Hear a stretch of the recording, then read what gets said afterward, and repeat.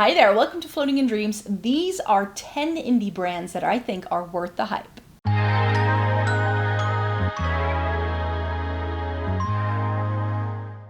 Welcome to everybody watching today. Thank you so very much for joining me. This video today is going to be about my 10 favorite indie brands that I feel deserve the hype, should be more hyped up, or are definitely worth your time to look into them if you are interested in buying indie eyeshadow.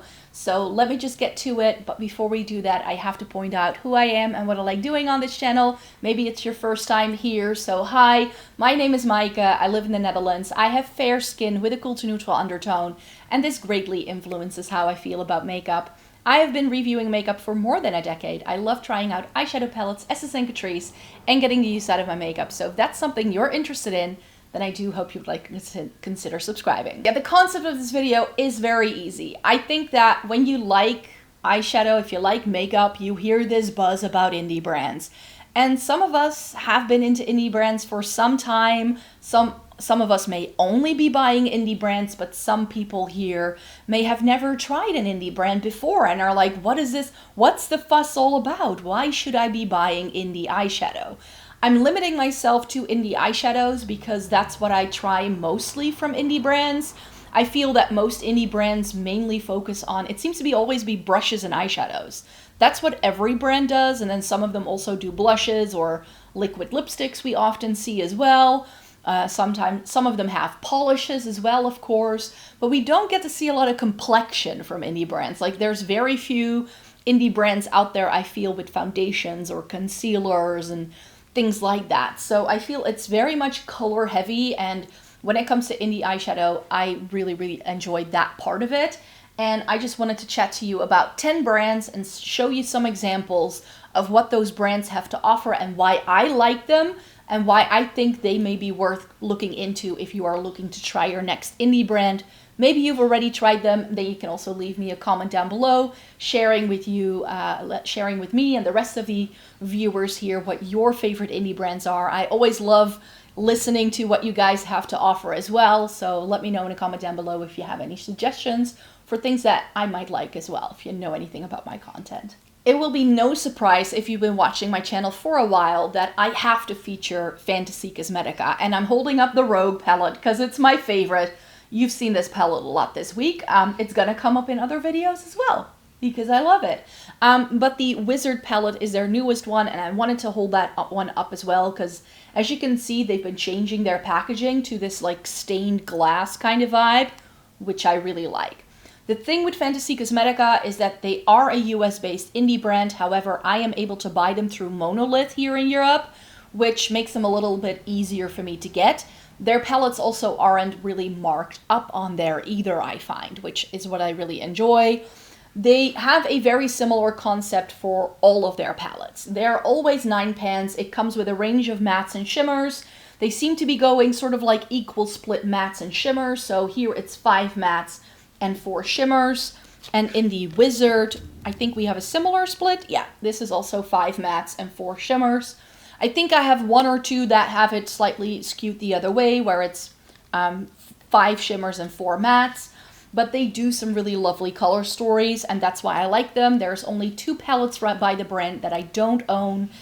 They also do some singles, they do lots of other things, but I think they are definitely worth the hype. Because if you want to try indie and you want to know what indie makeup is all about, I think they offer what an indie brand, like what you might expect from an indie brand with like intense mattes and special shimmers and sparkly things, but still in a very workable formula. I really appreciate the formula from Fantasy Cosmetica, which is why I wanted to mention them here, and I definitely think they deserve the hype, and if you haven't tried them yet, I think you should. Now, another brand that I definitely think is worth the hype, however, the palettes aren't necessarily perfect for me, I find, because they are a little bit too big for my liking, but I definitely understand why everybody likes this brand so much. And again, coming from the standpoint, wait, if someone has never tried indie palettes yet, or maybe if you're new to makeup and you're just looking for some really well-rounded palettes that can see you through, I think a brand to really look into is Blend Bunny. I have 3 of their palettes. I'm currently not really looking to buy any more, even though their Sugar and Grunge palette kind of like, I'm still sort of eyeing it up, but they discontinued it because of the name. But one of the first ones I got was the Dollhouse. This brand is also available on Monolith, by the way, and this is their more neutral palette. This is sadly a little bit too deep in the deepest shades for me, but the reason why I wanted to own it is because they do 2 rows of shimmer in here. So that's what I do like, and these shades work really well. It was kind of marketed as a cool tone palette, and I feel it's not cool tone enough for my liking. That's the only problem with this. My favorite from the brand is the Surge, which has been discontinued. But in terms of like a rainbow color story, I think Blend Bunny is your like one-stop shop point, you could say, because they do a lot of rainbow-based color stories. This was the one I picked because it's more like pastels and neons and like grungy things. So it has the best of both worlds. But if you're looking for a primary colored rainbow palette, I think Blend Bunny can do a really good job there for you as well. They have an amazing formula, really, really nice. And I definitely think that especially if you're a beginner, because they have these gradients in their palettes, it makes it super easy to use if you've never used makeup before. So another reason why I think they are definitely worth looking into if you've never tried them yet. And this is the Lure, which I bought because it's blues, greens, and purples. And here you can really see that gradient come to life. I wish this brand was like focusing less on bigger palettes because I feel less is more. If it was more curated and it had more shimmers, I would like them better for myself. But I definitely know that there are a lot of palettes people who just love their mattes. And if you love your mattes and you want a lot of mattes and you like colorful shades, Blend Bunny is the brand for you. More sort of affordable-ish EU-based makeup is by Glamshop. I always mention Glamshop in videos like this because they are a Polish-based drugstore brand. You can get them internationally through their official website, and they do a lot more than just eyeshadow. They do complexion products. They especially focus on people with olive undertones. So if you have fair skin with an olive undertone and you're struggling to find complexion products, try Glamshop. It's the reason why I haven't tried them, because I don't have an olive undertone. It looks green on me. It doesn't look good. The only reason why it can look on camera like I might have a olive undertone is because I've got a green wall right there and a green tree outside. So sometimes my videos can have a bit of a green cast, making me look green on camera. But I don't have a green undertone. I don't have an olive undertone in my skin, just so you know. But yeah, Glamshop is great for that as well. They are very focused on light skin tones. So if you have a deep skin tone, maybe stay away from the complexion products. But if you're looking for intense, impactful eyeshadows, they are a really good brand. They also do singles. So if you want to curate your own color story, they very often have sales with their singles as well. I'm just holding up 2 so I can show you some variety of what the brand has to offer. Their eyeshadow palettes are always limited edition, and they are available while stocks last, you could say. But this is a really pretty green palette that I've had. It's a little bit more like olive leaning, but then you also get the bright shades. And this is now one of the very few monochromatic green palettes in my collection because I like it so much and it's got a really good formula. But they also do some really lovely neutrals, and because they are aimed at light skin in their complexion products, they also feature it in their eyeshadow palettes because they do some really nice light focused things. A lot of it is also quite cool toned very often, which is also what I enjoy. But very often what they do, like this is one of their 15 pans, they do a lot of 9 pans as well. And very often what they'll do is that they come out with a little like capsule of products, you could say. So if they do a palette, it very often comes in a family of 3, especially the little 9 pans, I feel. And they do like 3 that sort of belong together. And they did a neutral collection that was coffee inspired. And they had like a warm tone, a neutral, and a cool tone. It was lovely, and I have one of those palettes as well. I definitely think Glamshop does some really lovely things, and if you're in the EU and you've never checked them out, I definitely think it may be worth it. I think one of the oldest indie brands in my collection, and maybe a lot of other people's, is Melt. Melt can be a little bit hard to get, but I get mine through Beauty Bay, and that usually works fine. The original, of course, that got everything started, the first palette that sold out and it was everywhere, is the Gemini. And in terms of grungy color stories, I think Melt just takes the cake. of doing these really lovely fall-inspired color stories. This one isn't my particular favorite, but because it's their like most famous one, I decided to feature it here. One of my favorites from the brand, but not like the favorite. I tend to go back and forth a lot with melt, so I've just been showing you different melt palettes all week.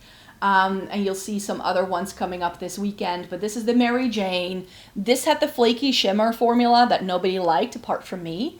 But this is their cool toned sort of smoky eye color story, really pretty. I've always appreciated them for doing these like goldeny green things. It's like taupes, but with a green undertone. Love it. It gets very dark and smoky here in the middle, but I also feel that these shades are light enough to work on me as crease shades to really pull the look together. I can go super basic and neutral with this.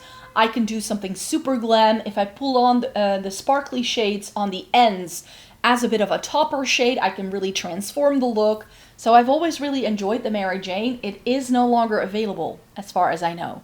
I'll make sure to link any of the palettes I can still find that I'm showing you in this video today in the description box down below. If you do shop through any of those links, know that I might make a bit of a commission. However, a lot of indie brands aren't available on websites that allow me to make a commission. So I'll just have the links there, and the links will count towards my affiliate link program, but I don't think I'll be making any money from those links because a lot of those brands are not listed on my affiliate link program.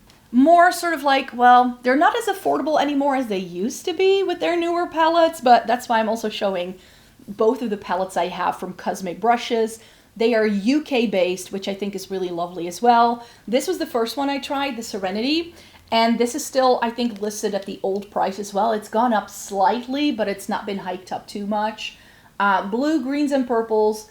To me, there weren't enough shimmers in here, but it really made me appreciate the formula that's in here. It's really pretty. It's a really exciting color story for sure, and that's why I like Serenity. But we all know, the minute this dropped, the Winter Wonderland, you knew I had to try it.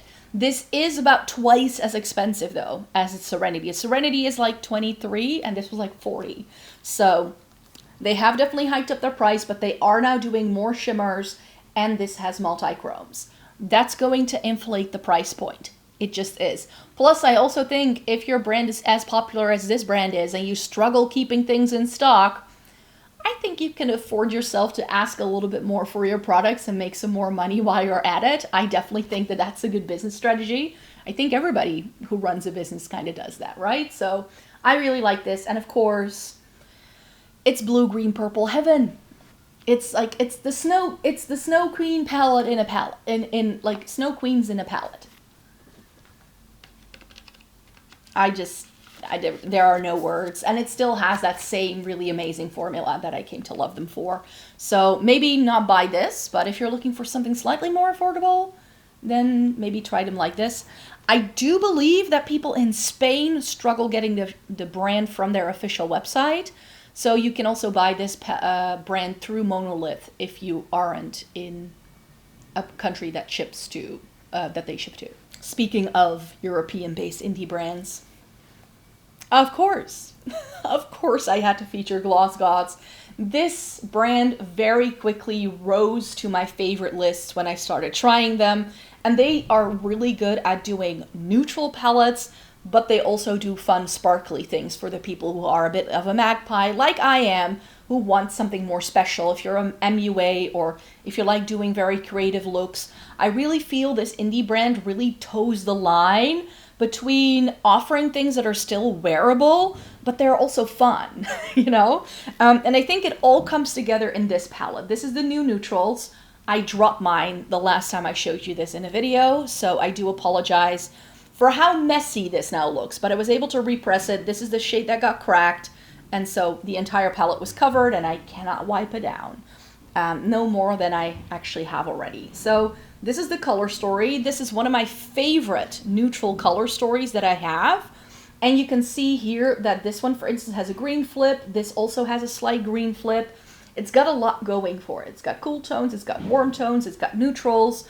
But because of those flippy things, it really adds a little bit more oomph than your average neutral palette. It has a really stunning formula. They very often feature quite a lot of shimmers in there as well. and they aren't overly expensive either. One palette sets you back around 43 euros, and especially if you're in the EU and you struggle finding good indie brands, I definitely suggest you try checking this one out because their shipping is quite reasonable and you won't be hit with any sort of handling fees. Of course, if you're in the US, it's a different matter, but that's why there's also US-based indie brands in here. And then secondly, I have the Color of Rain to show you because this is one of their effects palettes. So they also do these things. And this is just like 11 sparkly shades and a black that you can use to transform it. And this black is one of the blackest blacks I have in my entire makeup collection. It's like tar on your lids, and layering these kind of shades on top, very, very excellent. So it's going to transform the undertones of all of these shades for sure. And this is one of my favorite effects palettes that they have done. And I believe it's also still available. They do go in and out of stock, so follow them on Instagram to know when they restock things for sure. And they've just come out with a new palette that I am desperate to get my hands on. And the final brand that I want to mention for palettes, because I also have some brands I want to mention for singles for sure. But I mention this brand all the time as being a great indie brand for people who want to get into indie palettes, but who don't know where to start, because Nomad Cosmetics has one of the easiest to blend, buildable eyeshadow formulas on the planet. And I think a lot of indie brands are known for doing boom kapow pigment, but that doesn't work for everyone. So if you're a beginner in makeup, or if you've never tried indie brands and you want to dip your toe in, then Nomad Cosmetics can be really nice. This is the Land of Fire and Ice, which I believe is discontinued, but here's what that color story looks like. It's got the warm tones in the middle, but it's actually quite a cool tone palette. Love it for that reason. And then they also do these really bright, colorful things. Their larger palettes, I think, is what they do most nowadays. And I love how if you slide this out, can I show you? Like, there's animals, right? And then you slide it out, and it's this jungle, and they disappear because they're camouflaged in the packaging. They always have fun things like that. I don't keep my boxes for any brand, save for Nomad. That's pretty much why, because it's so much fun. And this one I won in a giveaway because one of my subscribers entered me in one of their giveaways, and I won this one. And I'm so happy because it's one of my, like, this is like dopamine in a palette. It just makes me happy looking at it. Will I use it a lot? Probably not, but it's just got fun, bright, colorful shades, and that's why I like it. And these final three palettes are palettes that I need to show you because they are great representatives of what indie brands have to offer in terms of singles. Because it's no longer the case, but I definitely feel that way back in the day, indie palettes or indie brands and single shadows were almost synonymous for each other. I feel there's less of a focus with indie brands nowadays on having singles, but if you're looking for brands that have good singles and that allow you to curate your own color story, I can recommend these three. The first one I want to hold up is going to fall out if I open up the palette, so I hope I can show you this way. So this is my Lethal Cosmetics palette. These are all Lethal Cosmetics. I built this palette over 4 goes. They have a tool on their website that allows you to put the color story together yourself, and then you can buy the palette with the singles inside it. It's so much fun to do on a rainy Friday night, to just sit there and play with this palette builder. It very often, if you do this on the one computer and you always go back to that one, it will save your color story as well in your cookies. So you can very easily wait for them to have a sale and then grab some of these. I think I have some of their multi-chromes in here, and as you can see, I love my blues, greens, and purples, so that's exactly what these colors are. They do some really fun, bright, colorful things. Their shimmers can be a little but they do really, like, in terms of like really colorful things, I think Lethal is one of the best brands out there. And because I have so many lovely singles by them, I have never bought one of their ready-made palettes because I just always pick my own. And then the next palette I'm going to show you is sort of like a placeholder because my Sydney Gray singles are in so many different palettes. But say for this standalone Lethal palette, I keep all of my singles stored in their respective color stories. So I decided to bring up my blue palette for you, but I have a purple one, I have a green one, I've got a neutral one, a neutral matte one. You catch my drift, right? And a lot of these, I think 75% of my singles collection in these palettes is Sydney Grace. So I have to mention them here. They also do palettes. Those are really lovely, but I have so many of their singles that I just really like it, and I like the look of this as well. I think this one is definitely a Sydney Grace single. I kind of see how they're pressed, which ones are Sydney Grace and which aren't, but also some of these deeper things here on the side, those are all Sydney Grace. Also some of these lighter things. When I wanted to expand my singles collection, I went ham on the Sydney Grace website. Again, it took me a few years to put this together. They are US based and they do a lovely formula for people with mature lids. Their formula, their mattes are really good, but their shimmers are more satin leaning, as in they have a satin base and then they go from satin to like metallic, but nothing is overly sparkly. Nothing is gonna fall down your face. It's incredibly pretty, and I definitely feel very pretty when I try their palettes or their singles for sure, and I cannot recommend them enough, especially in the singles category. And finally, something that I feel again, because they tend to mainly offer singles, they are not much talked about at all, unless I think they do another like expansion of their stained glass collection. And this is Clionadh. These are all multi-chromes. They do round pans as well, but I don't think the brand has updated their like offering. Like they haven't put those back in stock. I have some of those as well, and they're really lovely. I've got some of the jewel multi-chromes all the way to these like iridescent sparkly things. These are great as companions. Back when I was really having a series on this channel where I would build little curated color stories for myself every month, I would always reach for this palette and reach for a couple of these multi-chromes. And because I have these, this is what I hold every single multi-chrome formula to, because I have tried other multi-chromes from other brands and very often they crease on me and I don't like that. But with these, I find there is no creasing. They do lots of different textures and different fun things.